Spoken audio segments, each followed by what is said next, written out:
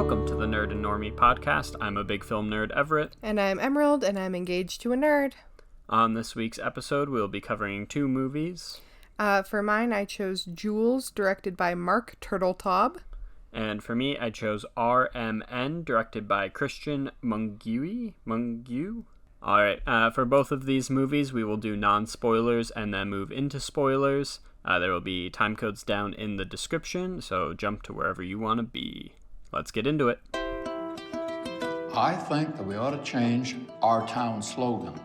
A great place to call home is confusing. I suggest a great place to refer to as home. We need a crosswalk on Trent Avenue between Frost and Allegheny. And also... oh my. A UFO has crashed in my backyard, has taken out my azaleas, and destroyed my bird bath. All right, for my movie this week, I chose Jules, directed by Mark Turtletaub, and it was cute. Yeah, it's a very charming, almost family-type film.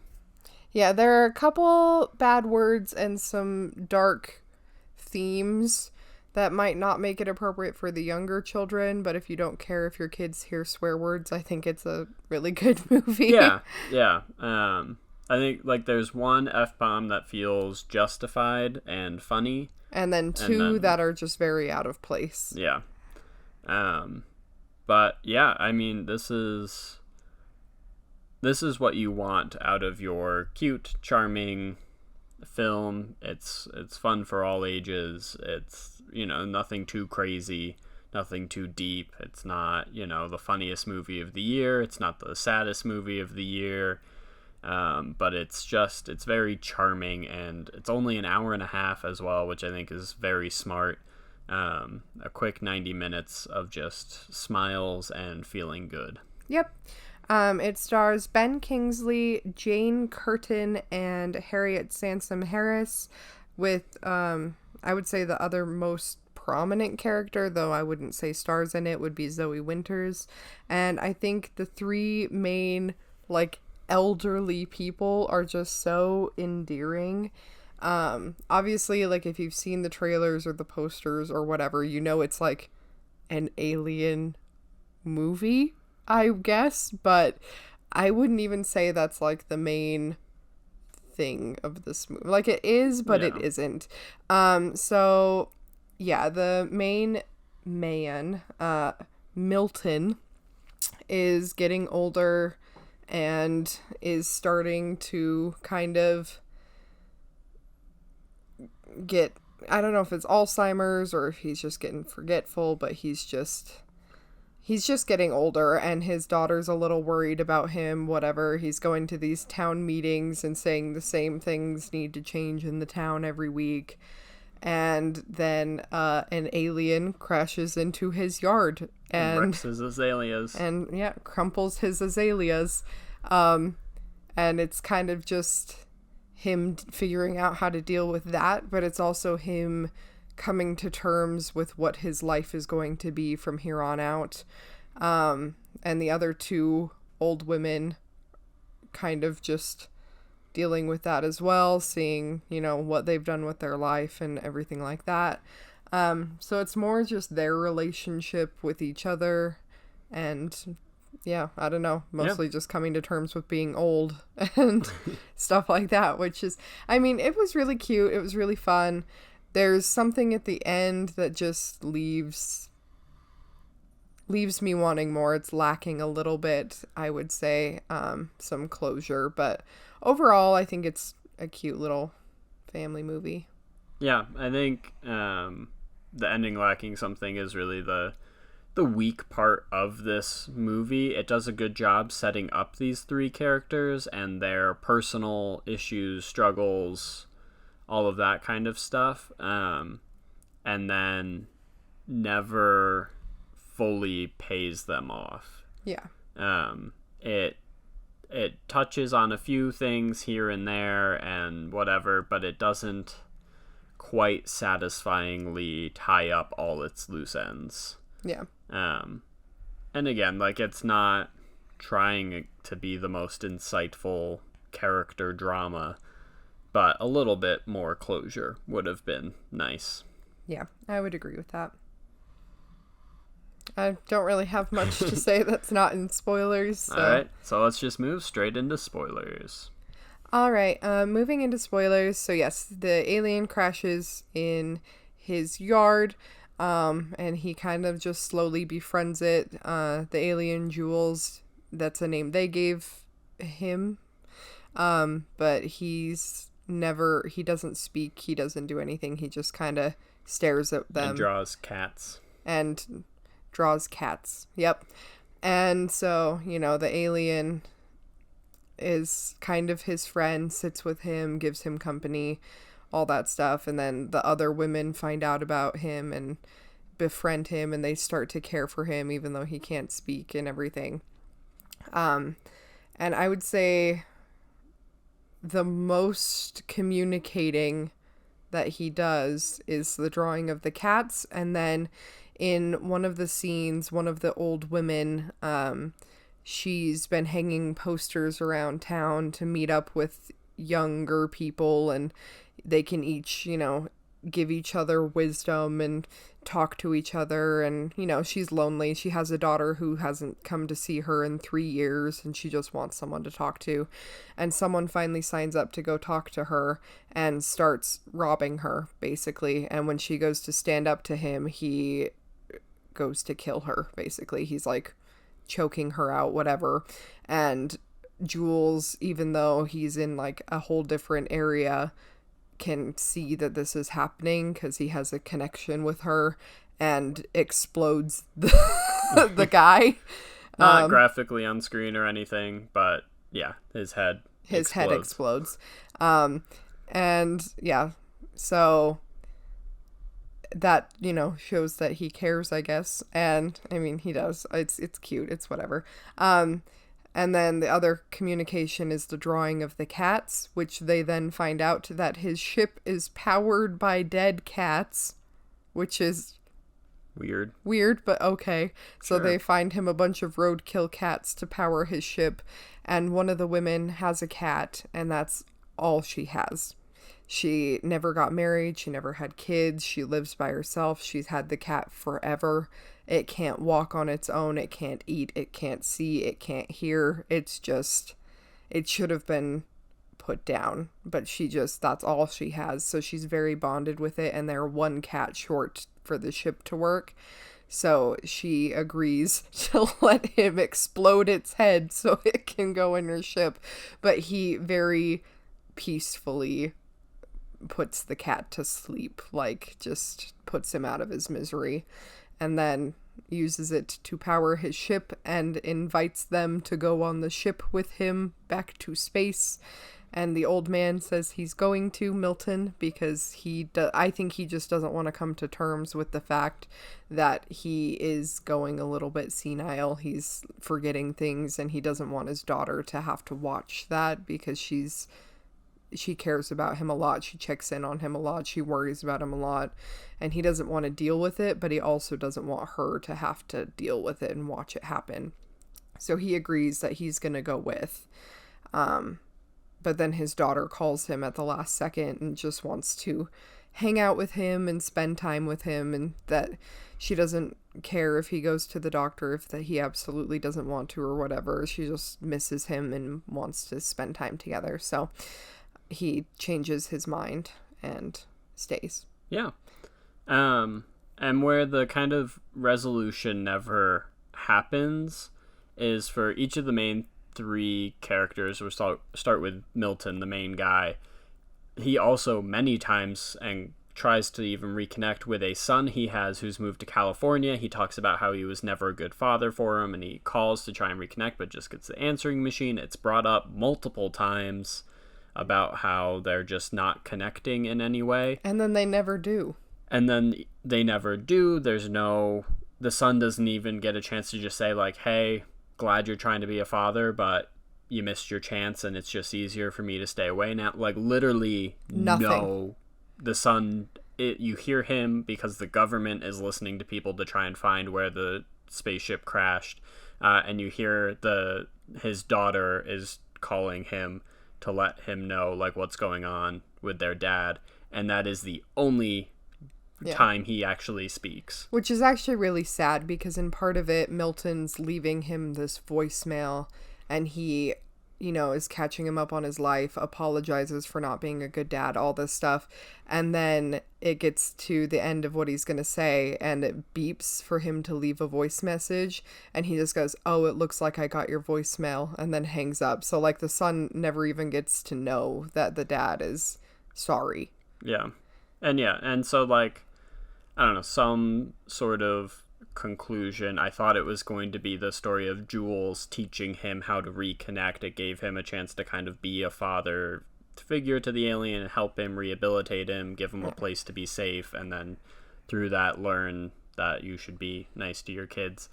But it just never really comes together. Then for the lady with the cat, again, like, good, she finally put her suffering cat down, and I guess she kind of gets the friends of these two. She gets to hang out with them a bit more than she would have before. Yeah, but at the end, they have nothing to talk about and nothing in common, so it's just kind of awkward. So she's just kind of now there without her cat.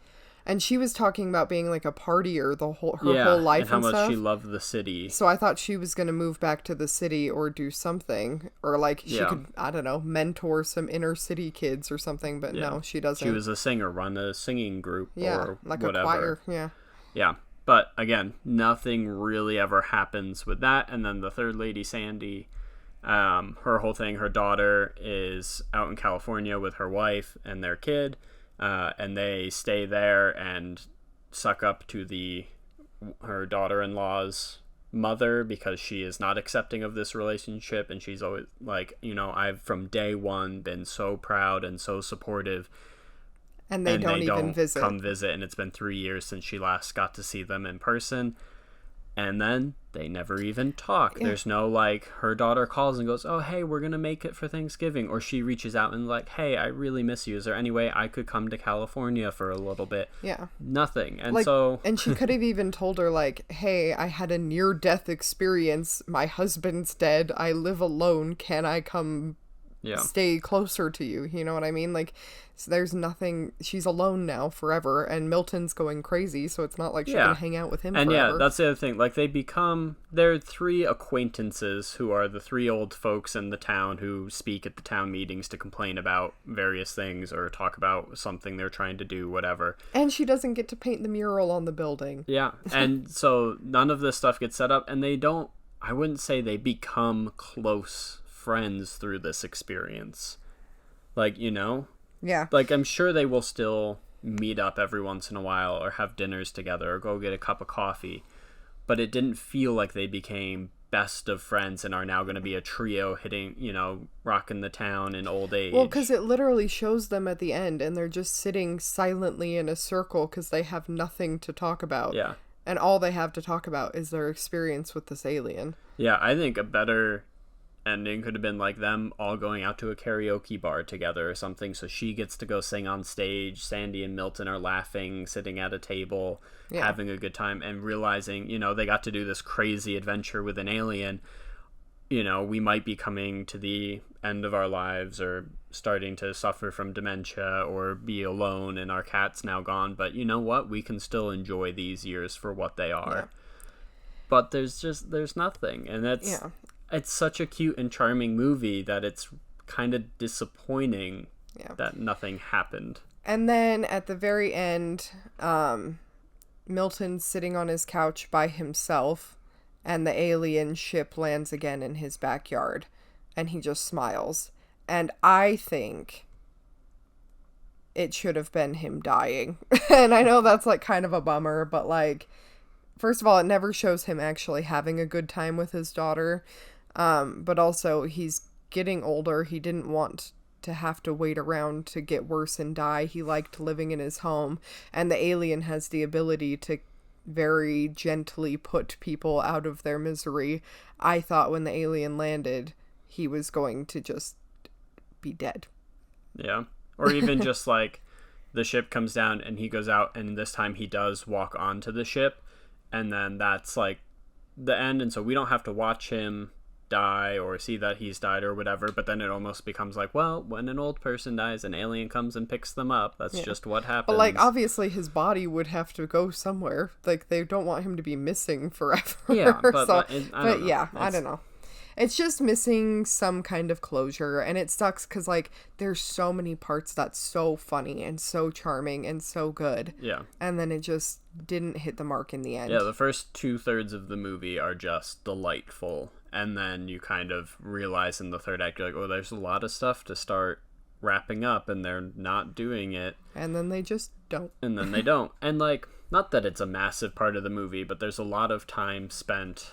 Not a lot, but there's a bit of time spent with the government searching for the alien and then, like, showing up and knocking on doors and, like, trying to listen to people's calls, try and find... And it literally has nothing to do with anything that happens at any point. Yeah, because then, like, they all get on the alien ship for a minute when the government's there and get dropped off somewhere in the desert that we don't ever speak about. We don't know where they ended up. And then the government just leaves, doesn't question them, doesn't do anything. They're just like, okay. Yeah, so I don't, like, why... I don't know, it's probably only 5-10 minutes of the runtime. But why is it there? But in an hour-and-a-half movie, put those 5-10 minutes to wrapping up some of our characters, or at least our main character's story fully, instead of this unnecessary... It's not like it's funny. It's just there for screen time. Yeah. And I don't think this is the type of movie where, like, you would be upset that, well, the government would have showed up and tried to figure things out or would have come looking. Like, it's not that type of movie. Yeah. It's just... And even if they were, why would we care if it didn't have anything to do with the resolution? Yeah. So either find a way to connect that to the resolution. It's his son working for the government or something and shows up looking for the alien. He's like, oh, you're raising the alien, but you couldn't raise me. Yeah. Some dynamic like that, but no, he's off in California. Like, it's just... Yeah. Yeah. But anyway, what would you give this out of 10? The first 2/3 I'd give like an 8, but with the last third having no resolution, I would give it like a 6.5, 7. Yeah. I don't know. I think I'm between a 6 and a 7. I'll probably go 6 because it really, at the end of the day, what are we doing here? Yeah.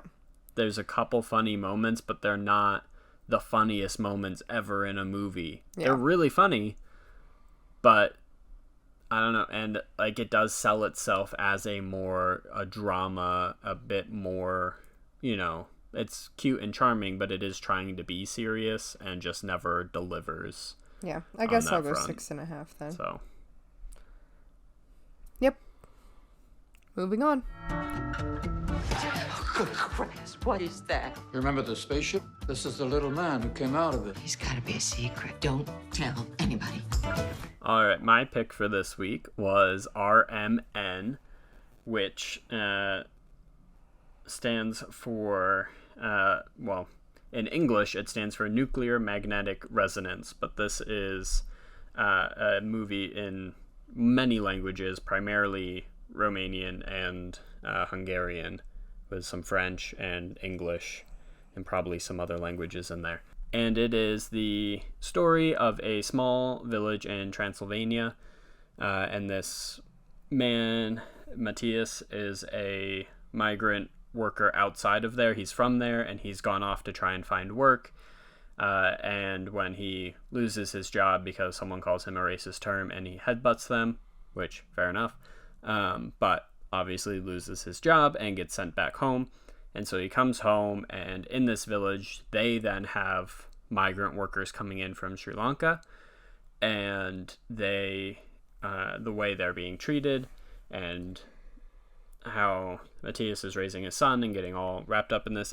It's the story of a small village and their struggle with modern economic situations, with the EU giving special grants for having foreign workers and different things like this, and but them being upset, but also, you know, nobody was willing to take the job. Well, it's because it's only minimum wage, and look at you, you're rich running this bakery, why are you only paying minimum wage? But she can only do certain things to get certain tax breaks to be able to continue to do the bakery, and all these complex social issues entrenched within a country and area that is already very fractious and has a lot of racial tension going on in it historically from many different groups, and now you're adding in even more outsiders and stuff, and so it's just a bit of a mess.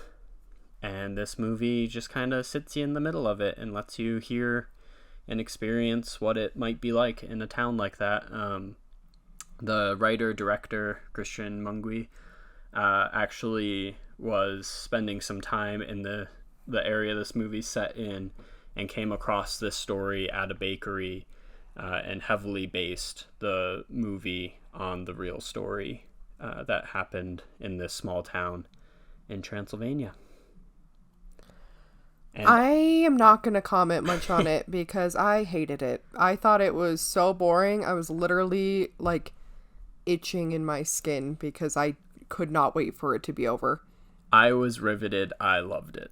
I thought none of the characters were decent.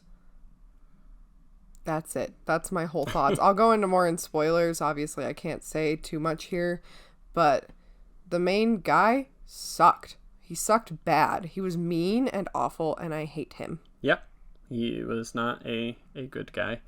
But then he never... It's fine. We'll go over it in spoilers, but... Yeah. It borders on almost like slice of life-y of just this moment in time in a town, but I think it offers a little bit more than just a glimpse at a life and more of a glimpse at a town's life. And I think it's really well shot and put together. It does drag a bit at the start. I was a little like, where are we going? What's happening here? And then it kind of kicks off. I say it kicks off. And there's a really great long, it must be 10-15 minutes. It's one shot just in like a town hall meeting, and all of these people getting in, talking, shouting. And I really, really loved that scene. It's just them being racist for a really long time. It's not my kind of movie.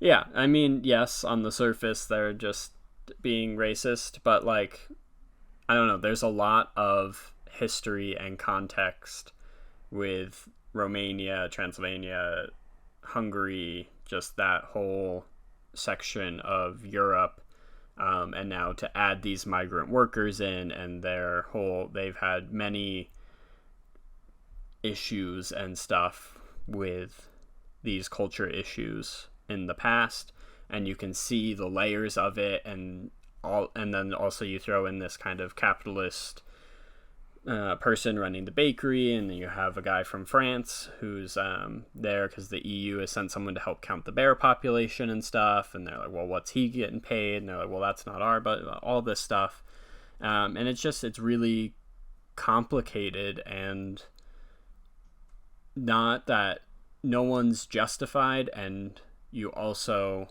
there are some arguments everywhere, like, why isn't the bakery paying more and helping this village survive?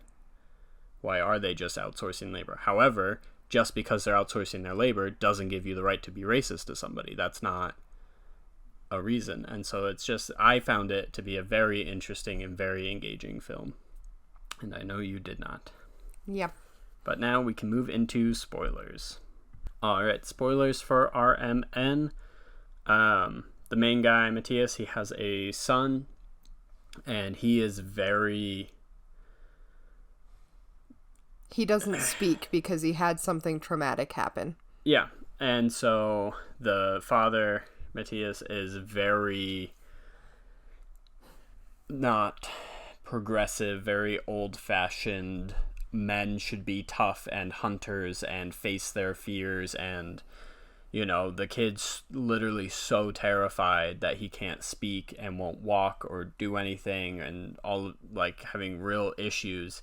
And the mother is trying to help the son, and he's like, no, just send him into the woods by himself. We'll give him a knife. We'll give him a gun. I'll teach him to hunt. He'll be fine. Which then you find out the reason he's scared is because the last time he walked to school by himself, he found a dead body hanging from a tree. So of course he's going to be scared. Yeah. And so the dad, Matthias, is also cheating on his wife with the manager of the bakery, who just stays with him the whole time, even though he's awful and is actively racist. Just saying. Yeah, and so they have their history and dynamic, and then it all kind of kicks into gear when the bakery ends up hiring some migrant workers from Sri Lanka and bringing them into town. Of course, they have darker complexion. The town does not like this, doesn't want their hands touching the dough. We don't want outsiders. They should be hiring us. Well, all of your men aren't here because they're off in other countries doing the exact same thing. They tried to hire people, but nobody would take the job. They posted the jobs for, from what they said, weeks, and nobody would take it. And they're complaining because, well, we don't want a minimum wage job. And they're like, well, that's what we pay. So, yeah. And it is, I mean, looking at the job, it is pretty close to a minimum wage type job, I would imagine. Just all you do is put dough on a conveyor belt. But we also don't know what minimum wage is in that country. Yeah, it also probably is horribly low. But you've got those, again, it's those layers of understanding and issue that come it's not just the evil capitalist is trying to ruin this town by not paying any workers, but it's not just, oh, they're trying to do the right thing and it's all the town's fault for being awful racist people. There's a bit of correctness on both sides, and they both do the wrong things at certain times. And I think for a long stretch you feel like, oh yeah, the bakery is trying to do the right thing and they're trying to be nice. But then when it comes down to it, they're like, well, then why are you driving a Mercedes and living in a big house when you can't pay our workers anymore? And it's like, yeah, maybe you should be able to pay them a little bit more at least. But yeah, and then the town, they demand that their priest goes and talks to the bakery and tries to get the people kicked out of town, which ends up culminating in a town hall sequence that I talked about before. And it's either shortly before or after that, there's also the manager of the bakery is at dinner with the Sri Lankans, and they're enjoying a nice meal. She's on FaceTime with one of the guy's wives back home. His mother, sorry. And they've cooked all this nice food for her, and she's trying to be, welcoming and make them feel better because they've been getting lots of threats online and issues. And then a Molotov cocktail comes through the window, and some men dressed in KKK outfits are outside yelling horrible things. And the manager of the bakery notices that she recognizes one of the voices, which I think heavily implies she knows it's the guy, and that's when she stops accepting, being with him or doing anything with him. No, it was someone else, but then the police question them and say, were you with him on this night? And he doesn't have an alibi. So they assume that he was with him, but it's never actually confirmed. Yeah, it's never confirmed in the story, but she references that she recognizes the guy's voice, and he's speaking Romanian with an accent, and our main guy is the only character you don't know his ethnic history and stuff, and so I believe it to be that she recognized it was his voice, but because of their complicated history, having grown up together and being an affair couple, she's hesitant to accuse him. And then she still holds his hand at the meeting, the town hall meeting. And she does in the end, but she doesn't want to be, but he literally starts like talking really loud and be like, I won't shut up unless you hold my hand. And so she goes, fine, whatever, and holds his hand, but she never looks him in the eye. She just needs him to shut up. And his wife's sitting right next to him. It just really bothers me. And then, for some reason, also, his dad kills himself. Don't know why that's related to the story, but he does. And, I think for then at the end, there's people in bear costumes. That is the whole movie. The reason his father ends up taking his life is... the whole time, like, that's been a sign of weakness, and Matthias doesn't think it's a big deal that his son found a body hanging and blah blah blah and all this stuff, and he's very tough and macho about it. And then his father becomes one of those hanging men in the woods, and so I think it's kind of this moment of him having it all, the final straw, fall apart around him. He's losing his marriage, he's losing his son, he's lost his woman he wants to have affairs with. And now his father has done the ultimate sin and been a coward, quote unquote, in his eyes. And the bears are killing his dad's sheep. And then bears are potentially killing his dad's sheep. And so at the end, he shows back up at the bakery manager's house, and he comes in with a gun, and she's backing out and says, like, I'm sorry. And then he goes and tries to shoot a bear and runs into the woods, and then there's a whole bunch of bears. There are a couple interpretations, I would say, for this ending. They could have been earlier. We saw an alt-right group dressed in bear costumes parading in town at a hockey game, and so it could be them again and being horrible people come to do terrible things to her. It could also actually be the bear population, because they're talked about a lot, that there are the bears and that the Frenchman's there, and bakery manager's kind of sort of developing a relationship with the Frenchman. Maybe somehow magically they've kind of lured them there, and he now has to choose going back and facing all of these things he's done, or being devoured by the bears. It's kind of a open for interpretation type ending for that character. So what would you rate it? I'm giving this one like an 8 or a 9 out of 10. I really enjoyed it. I will give it a 1. It is boring, and I don't think the story mattered. I get that it's, we have to talk about racism, but I think it went about the wrong way with the main character being a racist bad guy. And none of the characters really redeem themselves except for the mother, who then isn't in most of the movie. And I didn't care what happened to any of them. Yep. Well, I disagree. I highly recommend this one if you're interested in these types of movies. But yeah, that's our thoughts on RMN. De ce n-ai anunțat că vii? Rodi, cum e? Vorbește? Nu, de când s-a speriat, nu. Vei tati acasă și n-ai de ce să-ți mai fie frică. Nu știu de ce te-ai întors. Thank you for listening to our episode this week. Make sure you follow us on Instagram and TikTok at Nerd and Normie, and tune in every Monday for a new episode. And if you're on YouTube, like and subscribe. And if you're listening on an audio platform, please give us a 5-star review. It really helps us out. Thank you.